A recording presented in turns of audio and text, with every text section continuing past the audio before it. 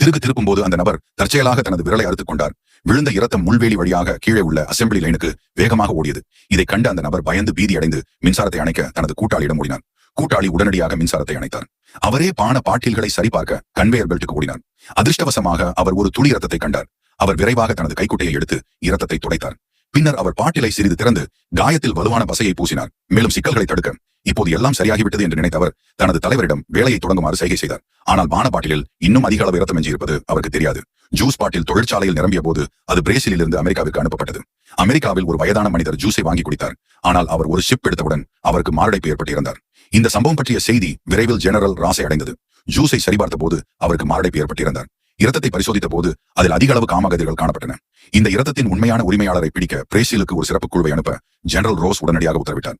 Doctor பேனரின் செயற்கைக்கோள் கண்காணிப்பு அந்த நபரை வெளிப்படுத்தியது. ஆனால் வீரர்கள் அவரது வீட்டை அடைந்து மயக்க மருந்தை வழங்கிய போது அந்த நபர் அங்கு இல்லை என்பது கண்டறியப்பட்டது.